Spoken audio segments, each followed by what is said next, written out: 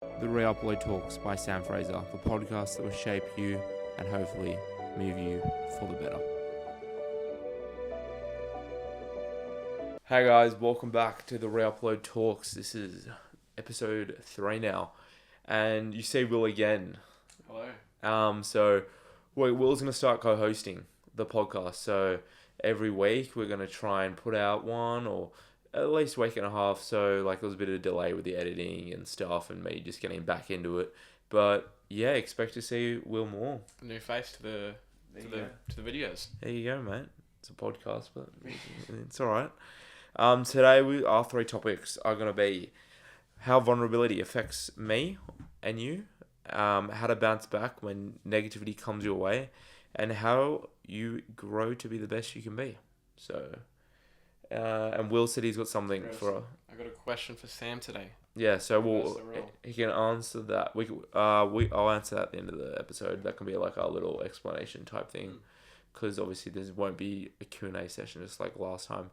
But I hope everybody's enjoying it. I know it's a new style to the podcast, so to get used to. You know, the views are a little bit down, but don't really care about the views really. I'm just putting out to tell my story and try to help people and give advice, and we'll be doing the same. So Exactly. yeah, so Will stole my hat from last week, but that's about it. So let's get into the first topic. So vulnerability, how does it affect you? I reckon you should start this one too. So vulnerability. So you have to be vulnerable in every situation, I think. And, you know, sometimes when, you know, life sucks and you get in a situation where, you know, you feel quite vulnerable and you feel, you might not feel the safest about like what's going on. You need to really take your break, take your time to just reassess everything. And, you know, the reason I wrote this down because I've had a bad last couple of weeks with the eating disorder stuff, and last 3 weeks now, actually. And yeah, I've been quite vulnerable and quite, you know, I've got back into a couple things and a couple of habits that I don't really like about the disorder. But, you know, it's slow by slow, and it's taking a while and a lot longer to not recover, but to get back into how I was before this little couple episodes I've had. But yeah, I've been okay, and I've just had to go into that vulnerability and use it for motivation. So that's one aspect you can do with being vulnerable. You can be quite vulnerable, and yeah. Any thoughts, Will? I mean, my question to you would be like, what was apart from being vulnerable, what was your biggest thing to get through that stage? Yeah, well, I obviously had to lock in and try to keep my focus of what I've been taught, and just apply all the lessons I've been learnt, you know, and just keep that good motivation to be able to be like, okay, it's okay, you know, sometimes things don't go your way, and you just got to be able to keep going and keep fighting ahead, and just don't give in to the vulnerability. Well, at least the best you can do. No, that's a good answer. I mean, for me, I'd say being vulnerable is a good thing, but Definitely. you also have to pick who you're going to show your vulnerability side around, because you don't want people to use it against you, or look at you and use it against you as a weakness, or tell other people about your vulnerable side. Mm-hmm. So I definitely think that if and when you are going to show your vulnerable side, you definitely have to pick and choose the people that you're going to show it with. Like, it could be your family, it could be your best friend, it could be your partner.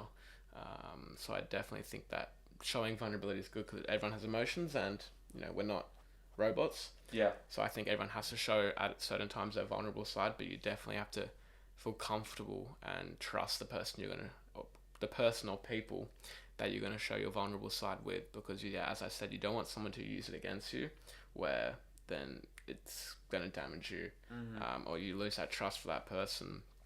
So yeah, definitely have to be careful and make sure that when you do show your vulnerable side, which is a very good thing, don't get me wrong, but you have to make sure that it's with the people that you do trust, and also the people that are going to be there for you. Because yes, you could even show your vulnerable side with someone you trust, and they're not going to tell anyone, but they may not give a shit. Yeah, definitely. And that's not going to be good for you. So you're going to be with people that you trust, but also that are going to be there to support you and get you through that stepping stone, you could say. Yeah. for someone like me, it takes me a lot to trust someone because I've just been through shit, through friendships, relationships, family shit, and you can obviously relate to yourself. But how do you, how do you stay intact with your emotions, and how do you trust someone? Like what do you do, and what are you thinking when I coming mean, to trust those situations? is like it's very easy to earn someone's trust, Definitely. but it's can be very hard as Yeah, well yeah, to earn yeah, someone's yeah. trust. In my opinion, Yeah, for me, you have to earn my trust. definitely. But you can lose that trust in a matter of seconds. Mhm. So, I mean, definitely knowing people that you trust. It's not going to be someone you've known for a week. It's going to be people you've known for months or years or your whole life. Mhm. That's obviously my perspective on it. Other people may, they could differ. But definitely for me, it's if I'm going to show my vulnerable side, which I rarely do show my vulnerable side, I must say, but it's only around the people that I've known for a long time that I trust, that I know are going to be there for me and support me, because I don't want someone to use it as a weakness towards me. Definitely. And what about with building healthy relationships? How do you do that? I mean, you've got to stay in contact with the people that are close to you, realistically, right? Yeah. You got to check in with them. It's not just about them checking in on you, but you also have to. It's give and take. You have to check in on them, make sure they're okay, see how they're going, see how their family's going, see what they've been up to and what they're up to. So you definitely have to stay in contact with those people. Otherwise, relationships fall apart. And what about yeah, trust is the thing that you have to earn. It's like trust goes in hand with respect. Like at the end of the day, if there's no respect there with someone, and there's plenty of times and situations where the trust hasn't been there, then you can't just earn the respect. The respect comes first, and then with that respect and the way people treat you is the way you can trust them. And Yeah, you got to show you're loyal. You're there for of that course, person. of You're course, not shallow. of course, You're not going to go behind the back and tell people that what you've just told them. definitely, There's so many different factors definitely, to actually earning someone and giving someone your respect. exactly. And Like trust. exactly, you got to think about At the end of the day, it's about treating people how you want to be treated, and if that's going out and going, I don't know, making dinner for your friend who's sick or something, or injured or whatever it is, and who can't stand up on 2 feet. It could literally just be a phone call. Whatever it is, I only just named that because that was just one that came to my head.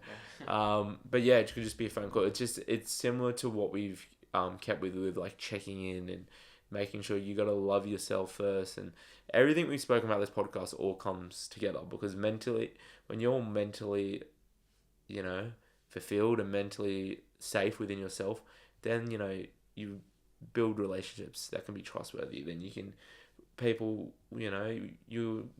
can understand how respect works better, but at the end of the day, you have to respect yourself and others because that's how it works, and then that's how trust comes. Yeah, So, definitely. but yeah, well, let me see what else we can go into with all this. Oh yeah, what about in a business sense? How do you get trust, and how do you know when that person, is not just using you? I guess it's a lot harder in a business. Well, for some people, I guess you could say it's a lot harder to earn or know if you can trust someone in a business sense rather than a personal sense. Because yes, in a personal sense, people can fuck you over, but in a business sense, there's money involved. Obviously.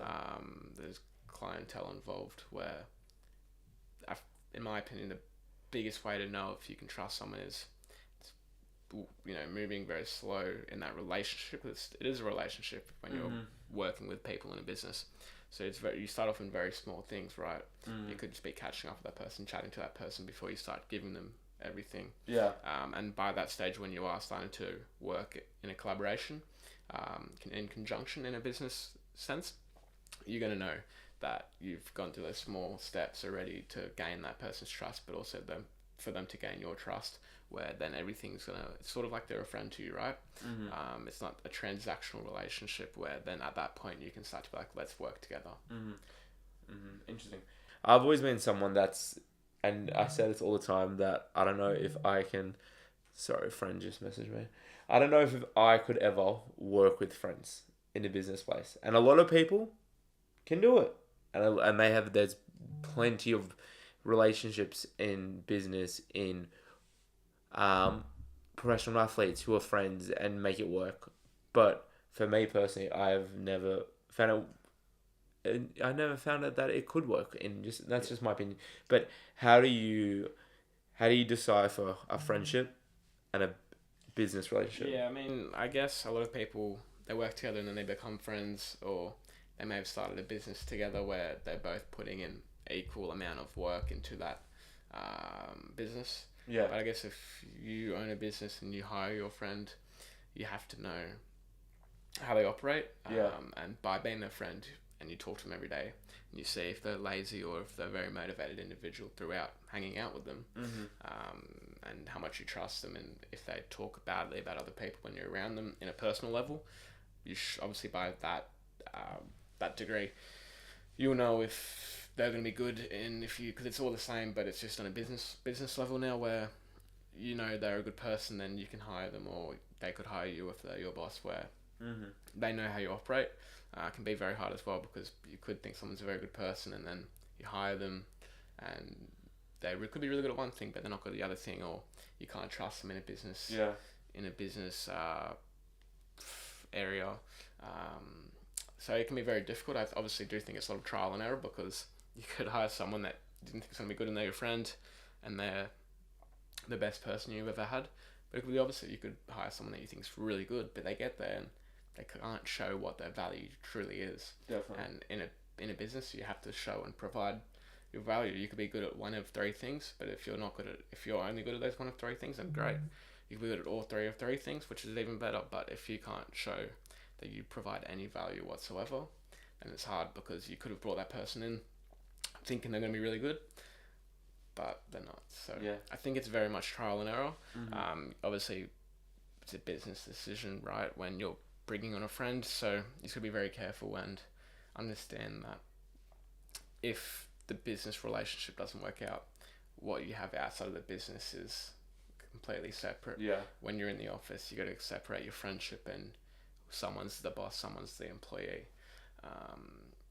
That's my opinion on it. Interesting. Yeah, in closing with the vulnerability thing, just talk to people that you trust and make sure, take that break if you need it, once again. Okay, now let's talk about something that I've, always been, something that I've always focused on is bouncing back. When negativity comes your way, how do you bounce back, and what do you do to wake up and get back? I think, in my opinion, it's the same thing you do every day. You wake up and you keep working. If you sit there and take 5 days off or 1 day off, then you're clearly not bouncing back from that negativity, right? You're just showing that you've been defeated. Wake up, continue to work, or continue to go on with your day and work towards whatever you desire. So I just think it's pretty simple and standard that you just need to wake up and work like it's another day. Everyone in this world that is successful and has built success, they failed millions or hundreds of times, thousands of times, where they didn't let the negative get in their way. They bounced back up and went straight towards their next goal, or they continue to work towards that goal. If you look at any successful person, if it's a real estate agent, the amount of listings they've lost, for example, a business person like whoever it may be, or an NBA player like LeBron, let's just say, because he's the GOAT. How many times he's failed? He's had shit games. He doesn't sit there and cry about it. He says, "What did I do wrong? Get back in the lab. Work towards your goal." So it's pretty simple and standard. No matter what you're doing, it's universally going to be the same practice. Get up, continue to work. What about when someone said to you, "You're not good enough"? What do you think? And how do you prove them wrong? Show them that you are good enough. It's like when you're playing basketball back in high school. It's like, if you don't get put in that team, what do? You continue to work, and you show them that you may not be in that top team. You're in that second team. Go out there on the court and have the most points, have the best stats of the game. Show them that you have to be in that top team. It's very simple. You have to prove everyone wrong. You should never wake up or think that you're good enough. Like, yes, you are good enough, and you may think you are good enough, but go and prove and show that you're good enough. And then once you are good enough, people around you will see that you're good enough, and no one's going to question you. And people still may question you, but what you provide and what your statistics show or your history show, then that should be self-explanatory, in my opinion. Definitely. I think you just got to have that right mindset. That's just with anything and everything. Like, the main focus of this podcast, these last 3 episodes, which is great how the dynamic is continue to flow on, is how about having the right mindset in every environment and every way that you want to put your energy towards. And with that is that if you do negativity comes your way. If you don't make that team, if you don't make that deal you have that doesn't go through, if you don't get the 75% that you want and you only got a 74.67, I'm only saying that because I got that for an assignment the other day. But like, it's okay. You get up, you go and prove those people wrong. Yeah, it's like I think it's like a gambler, for example. You hear about their wins, you don't hear about the losses. Absolutely. If you hear about they won a few $1,000s, how much have they lost? It's exactly. It's like any successful person. They've had so many losses. For example, for me, for instance, I lost a big deal last week. I didn't sit there crying. You just look at what else you have in your pipeline or whatever else you can find from it, and you find out what you did wrong and what you didn't do wrong. So I don't think you should ever sit there and not attempt to bounce back from that. A really good goal. A good story I have. This is about a NBA player. So this is about, here we go. His name's Dalton Connect. If you haven't heard of him, he just got drafted by the Lakers, number 17, a couple of days ago, when we're recording this. And he was a guy out of high school, no day one offers, nothing, 0-star recruit. Go ahead and played at junior college. If you don't know what junior college is, it's it's like TAFE, sort of. It's like a TAFE type level. Like the middle of high school and no, because it's like college. No, because it's still college. It's like TAFE, sort of. So it's like you do it to be able to go to like your colleges. So it's sort of like TAFE. But anyways, he goes and plays JUCO for a year. Sort of like a pathway. I guess. Yeah, pathway. He goes, plays JUCO's a year, and then plays really well. Goes, plays D1 at a smaller school, a mid-major, you call them. So not like one of the big names. Has a decent year. Next year, plays plays really good, but like he still doesn't have the credit because he's playing at a school that's not as big. So he's failed, didn't work out. He's like, oh, what do I do now? He's like, okay, I'm still not a chance of getting drafted. I got to go play at a big school. He goes and plays Tennessee, which is one of the biggest schools.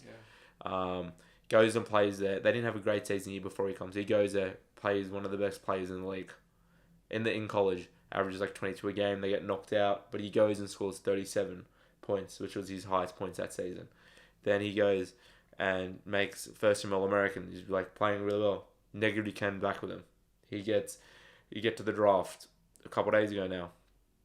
He's meant to go top 10. Everybody's saying he's meant to go top 10. Most people had him. I had him at 8 to the Spurs. And doesn't go to plan. 8 goes by, doesn't get picked. 9 goes by, doesn't get picked. We get up to 14, nothing. We say 15, nothing. We get up to 17, finally gets picked.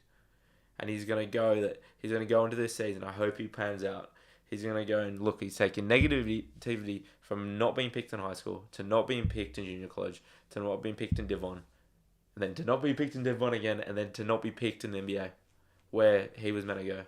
And he's going to prove everybody wrong. It just proves these athletes, they go through negativity. You think about the great ones, like Nikola Jokic, for example. I know I'm not trying to get basketball. This is not a basketball podcast, but he was draft 41. You talk about guys who are undrafted. You talk about people in the business world like, let me say, God, who's a good one that come off your head? I'm trying to think. Dwayne The Rock Johnson didn't make an NFL team.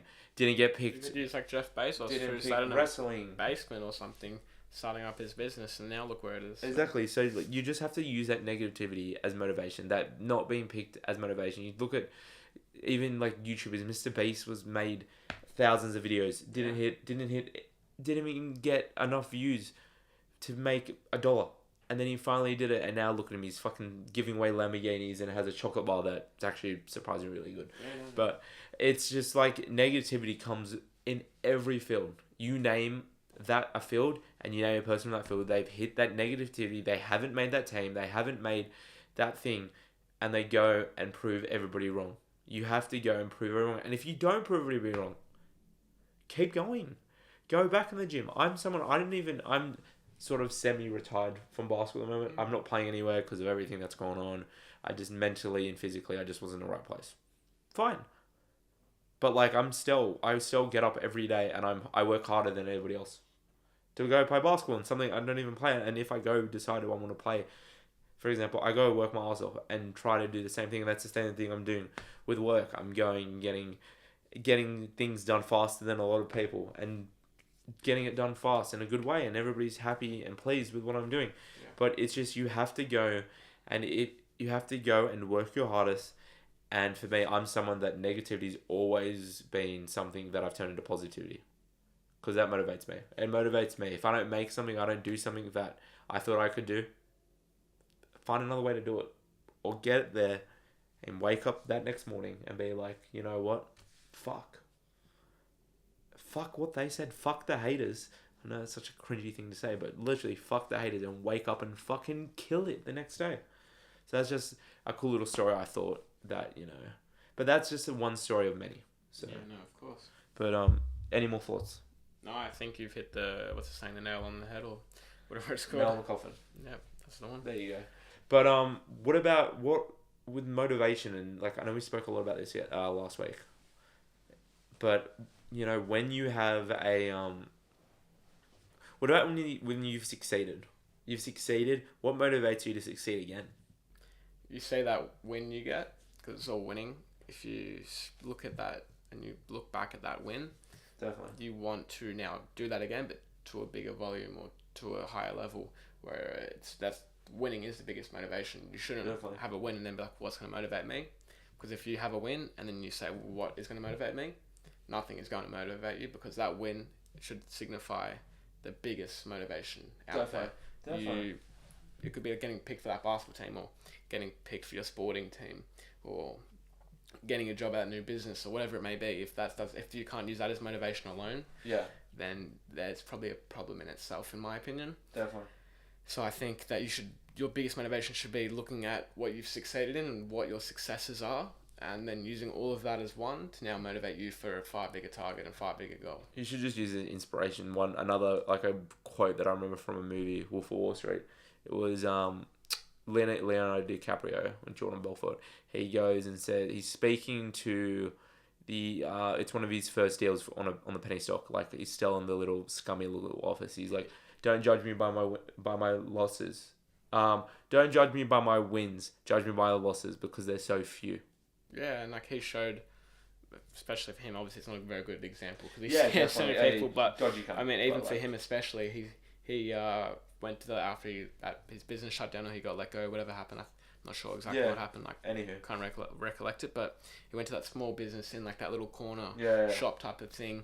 Yeah. And everyone was like, you can't sell that for this penny stock for 10 grand. He's like, watch me. On the phone, he closes the deal. That would have been his biggest motivation at the time. All the people around him would feed off that to use for their own motivation. Yeah, you should also not just feed it off yourself and your successes, because you may not have many to motivate you even more, but look at the people around you, look at the people you work with, definitely. Look at your network, and feed off them to now motivate yourself. Look at how much money they make or how much they're succeeding, and then whatever it may be whatsoever. It may not be money, but whatever it may be, that's just how I'm using it as an example. But feed off that and say, well, if these people can do it, why the fuck can I not? Because anyone can do anything. It's not really who you are, it's just the way you operate. But with that, you have to build off other people's energy. If that's from your circle, if that's from your family, if that's from your social network and your social media plan, your carbon footprint, you have to build off other people's energy, because at the end of the day, again, I know we're saying basketball so much, but say you go and fucking dunk a basketball and then your team, and you're going crazy, you're celebrating and stuff, and then your team goes and matches your energy. You're gonna match each other's energy. If that's Will signs I don't know, gets a new lead or something, and I'm gonna be right there and be like, yeah, let's go. Well, good shit, You just have to build off other people's energy. That's why it's so important to have a circle that you trust and that you love, and because they're there for you and you're there for them, and that helps with motivation, and that helps with being able to succeed, and that helps with a little topic, bouncing back from negativity. So yeah, I mean, any last closing statements? Sort of like last week, right? Everything just forms into one. Every single topic, and then if you use them all as one, then you can build your own success. You can get through anything. You can bounce back. So I think everything really correlates together. Definitely. Now let's move on to the topic 3. You're gonna love when you just forget what you're gonna say. How do you grow to be the best you can be? So let's quickly go into yourself. So how have you grown to be a better person? I failed a lot. if you only ever succeed, then you won't know what failing feels like. Definitely, I think if you all you get is handouts given to you, Yeah. you don't know what it's like to not have that. But I definitely think you have to fail a lot of times, and then you have to have that one win. Well, every time you fail, you're getting closer to eventually that win. I definitely think though you have to fail. You have to go through tough times. It could be, you know, it could be anything like losing a good friend. It could be breaking up with a partner. It could be whatever. It could, you know what I mean? It could be anything whatsoever. But you have to have those failures. You know, you have to lose those deals, or you have to not make the team, to realize that that is good though, because from that happening, you're now one step closer to reaching your goal or to succeeding. Mm-hmm. Growth is a growth is a great word. And I'll tell you why. Because you're always taught as a kid that like, come on, eat this. You're gonna hit a growth spurt. Come on, eat the carrots, eat the veggies, whatever it is, eat the chicken, blah blah blah. But like, it's a thing just with life, you know. Each little step you take in life will help you grow. If that is for some reason you're like fuck, I gotta get up at 5 a.m. to go to the gym before work to get me going in the morning. Do it. Yeah, it shows it does show growth. Shows growth. It shows determination. Every little step you make adds to the bigger picture of the story. Treat your life like a story. Treat it like a film. And yeah, it's like I remember I heard this thing once, and it was like, Go on. live your life like you have a camera on you at all times. Absolutely. Because then you'll think about what you do. Like if you're gonna make a very stupid decision, you'll think about that because that can affect your life. But then whilst you're doing the good things, you know, it sort of excites you and it makes you want to work hard. Like it's like if you're in a movie, you know, Definitely. you want to be this good, you know, movie. You're the success, right? Or the people that fail in the movie, they succeed at the end. So like if you feel like you're in a movie 24/7 hours of the 7 days a week, 24 hours a day of 7 days a week, sorry, you know, I think you'll definitely see that you're going to start to succeed and grow as a person. Absolutely. But also grow as a son or a daughter or a father or a mother, whatever it may be. You're going to show that you're really becoming a good person. Absolutely. And yeah, with growth, like you gotta take risks. You know, you have to take risks to grow. If you never take risk, then to. you're never going to succeed. Absolutely. You're never going to make more than that amount of money. You're never going to make that basketball team. You have to take risk, and if you don't take risks, then you're scared of failure, and you cannot be scared of failure, because when you're scared of failure, then you're not going to work as hard as you can to get to the possibility that you may fail. Absolutely. So you have to not be you cannot be scared of failure, in my opinion. And what about relate to yourself? Like, what's a risk you've taken, and you look back now, you're like, wow, that risk was huge.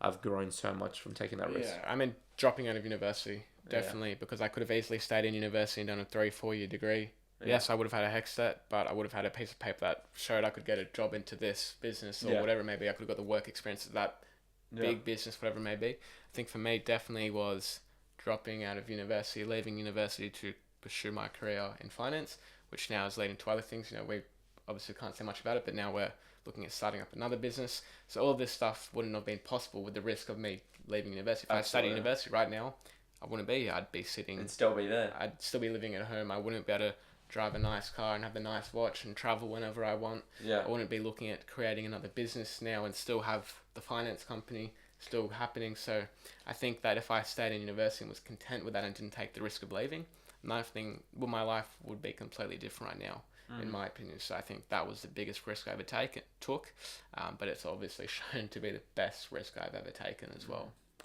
Let me say for me, I've taken a lot of risks. But I'll think about a couple. One risk I took, just same as you, mate. Fucking took. One risk I took was I didn't, when I finished high school, I had a whole plan of what I want to do, and I was like, you know what, I'm gonna do this. That was one risk, and then that thing ended up being something I really liked, but it wasn't for me. So then I took another risk on what I wanted to do in my life, and I ended up loving it, and that's what I'm doing now. Yeah. You know, I went in and was like, oh, do I really want to do what I'm studying? Like, I know I've studied for 4.5 years now. I just finished recently, and tomorrow I get my grades, and then I can graduate soon. Anyways, but it was a risk I took, and now it's a risk that I've appreciated, and it's a risk I've grown from. Like I've gone and, you know what, I'm gonna go for this and go and do that job that, you know, that's always been in my eyes, but I just didn't know it was for me. And then I was like, you know what, I think it is for me, and that risk has grown me so much. And then like by doing that is now, as Will and I have a potential business that we're looking at and that possibly could do really well, and that's just a risk that comes along the way. You know, back to this movie concept, it's one point in the movie where, you know, you look back in the long run, you're like, okay, that has grown me as a person, as a business owner, or whatever you are in that situation. But it's just risk taking is something that is good for you, but don't do a risk where you're gonna fucking kill yourself. Obviously, physically, I don't mean absolutely kill yourself, like like literally, but like, but hey, you ruin yourself. You put yourself in a bad mental, physical, emotional place. You know, it has to be a very calculated risk where you look at just look at the fact that you could die, or obviously, you could end up homeless. You have to obviously, yes, take risk, but you have to also make sure on that end of it. But on the other end of it, there's a lot of good things to happen. Absolutely. As well. You know, you can't just take a risk being like, well, there's a 99% chance of, 100% chance of failure. You have to make sure that there are also very good and amazing outcomes that will come with this risk. Absolutely. Yeah, it's just with growth. Like back to it. Like, you know, the more you grow yourself mentally, physically, and socially and spiritually, if you want to get that way, you risk, as I said, come along the way. You know, and by, you know, risking stuff yourself and risking stuff for others and risking, just risking in general, you know, you will grow. You will grow as a person. But just again, you have to make, as you have made a go point, be calculated, make calculated decisions, because at the end of the day, you want to be clear within yourself about that risk, and you want to make a clear decision where you're okay with making that risk. 100%. And that will create growth within yourself and wherever else you want to be growing. But yeah, so it's something that you need to be focused on, and you just need to have that clear mindset. How do you have a clear mindset when making a decision? It's a tough one. I think it really depends and comes down to what the decision is and how big of a decision it is. Yeah. If it's a very small decision, that's not really going to affect, pardon me, Right. anyone or anything. Doesn't really matter. If it's a bigger decision that, you know, where it could be the wrong decision can change a lot of things, you really think about that decision, not for too long, because when you start thinking about it for too long, then you're going to keep changing your mind. But if you don't think about it enough, you also you can make a wrong decision. Definitely think you need to think about it for, you know, a good amount of time. There's this one thing that some people do is they flip a coin, because when you're in the air, if there's a decision either to do it or to not to do it, when you flip a coin in the air, you'll have a decision that you want more. You know what I mean? Yeah. Because you're like, I hope it lands on this. Yeah, I like like it. Heads for yes, tails for no. Yeah. Some people flip a coin in the air, and when it's in the air, the person will think, I hope it's this, and there's your answer. So then that's how you know when your answer comes. I've heard some people do that. That's fucking crazy. It's not bad though, because it can really speed up Yeah. their decision. But yeah, it's an interesting one. I think that's another way you can make a decision. There you go. For me, in my perspective, from what I do, I really just think about it. I talk to people about it, and then that's when we decide the outcome and what we would like to go forward with. I think you just gotta think about what that decision is within yourself. Firstly, always think about yourself first with every decision you make. But then, if you're unsure about, you know, or if you need someone else's opinion to make that decision, speak to other people. Speak to your circle. Speak to your family. Your family are in your circle, but speak to as many people you can that you trust. Back again with the trust and building healthy relationships, you got to make sure that you are 100% with that decision, because, you know, some decisions you make won't go the way you want, but and again, if they do, you can bounce back and continue to go. I definitely think you cannot live life with regrets. So like whatever you do decide, you can't look back and be like, I wish I did that, or I wish I didn't do that. You just have to move on with life. As I always say this to everyone, you definitely cannot live life with regrets, you know. Absolutely. Because when you start living life with regrets, you're dwelling on the past, not what's in front of you. Definitely. Alright, so now it's my turn to ask you the question. Go ahead. So I was thinking about this, and obviously I think this wouldn't be a question for me to answer, because, you know, obviously you have, you know, some challenges that you struggle with every day. So there's a few different ones, but if you had one word to describe like how you get through a moment where obviously you're feeling down or whatever it may be, what would be one word to get through that? Oh, that's a one-word answer. Yeah, so you can't, because obviously you could talk about this for an hour. Of course. If you just say one word of a way you can get through this struggle, for any viewer listening, what would that be? Believe. I like that. And then what about if you could use one word to describe an eating disorder? I shouldn't be laughing at that. I'm not laughing at it. I'm just laughing. Obviously, it's not an easy question to answer because, as I said before, right, it's something you could answer with an hour long. You could really speak about it for an hour long, but with just one word, how could you describe an eating disorder? Suffering. And would you say it'd be the same one word answer for depression or anxiety? Yeah. Okay. Interesting though, isn't it? It is.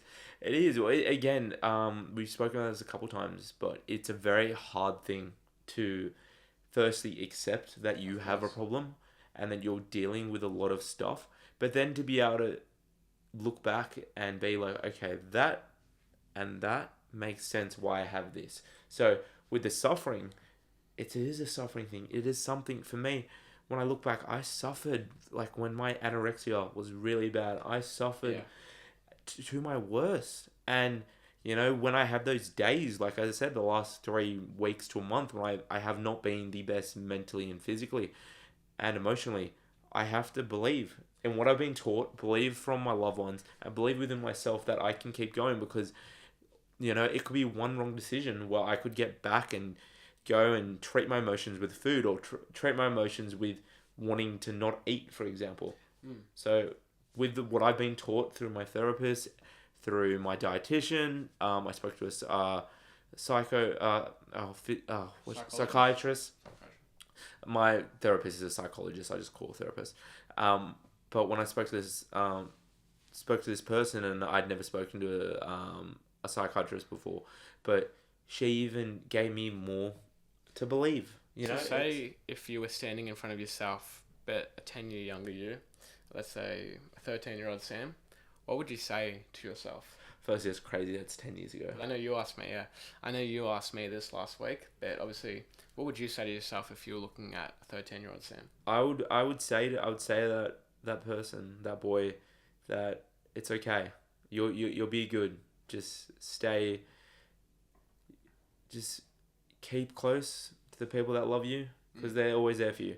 Because that 13-year-old Sam, he was obsessed with basketball. He was just starting year 7. He was, he was scared to, what was going on with puberty and just with life. And I want to make sure he's okay because at the end of the day, like I was doing well then, and we're all 13 and 12. And when you're 13 and 12, you just think 13, you just think about the moment. I would just make sure he enjoys the moment.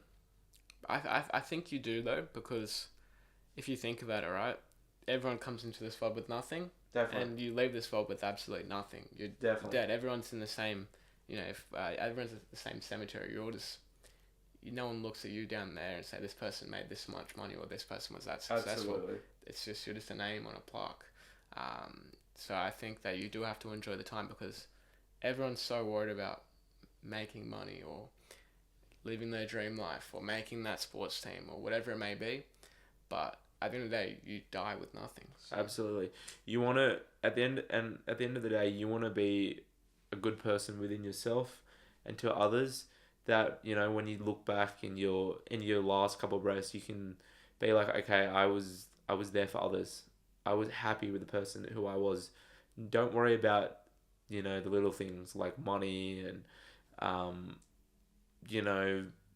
playing a professional sport or whatever it is, but just make sure you're happy and that people you were friends with and you had relationships that you treated them right. Yeah. So it's back to everything you asked me. It's something that it's a challenge, and they are challenges I still suffer with every day, but I just have to continue on.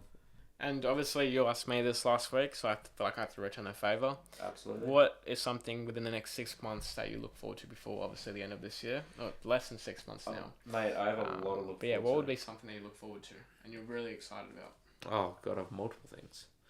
I'm looking forward to, as soon as tomorrow when this is getting filmed, I'm getting my final results for university. Then graduation comes up, which is going to be a huge thing because 4.5 years of...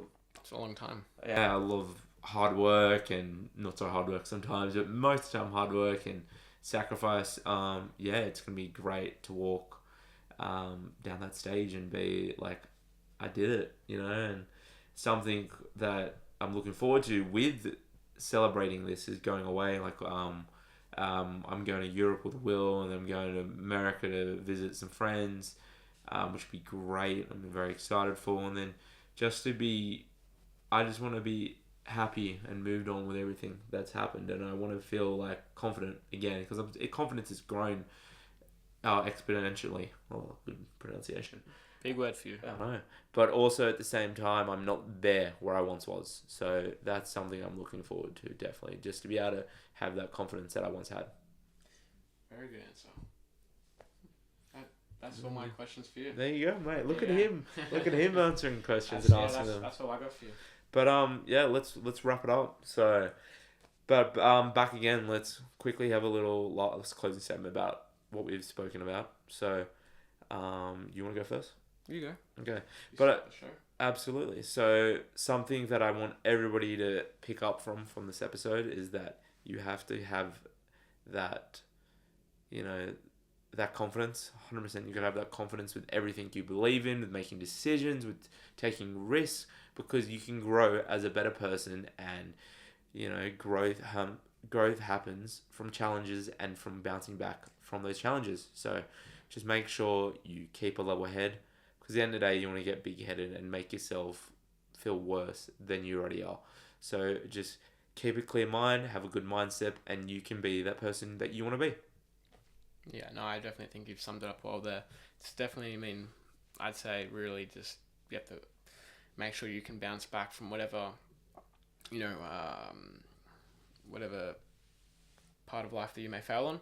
You definitely have to make sure that you bounce back on that to continue to succeed and get to the point you want to get to. It definitely would be my key point and key take from today's episode. You definitely have to bounce back from no matter whatever challenges you face along the way of your path. Definitely. Well, good to hear. This is the Re-Upload Talks, episode 003, with your hosts, Sam Frazer and Will. I'm glad you guys were hearing good feedback about the podcast, and I'm hoping everybody's enjoying what we're speaking about and learning from our opinions. At the end of the day, we're not professionals, we're just speaking about what we know and what we faced. So yeah, if anybody needs any questions, reach out, and we'll see you in episode 4. Peace, guys. Thank you, guys.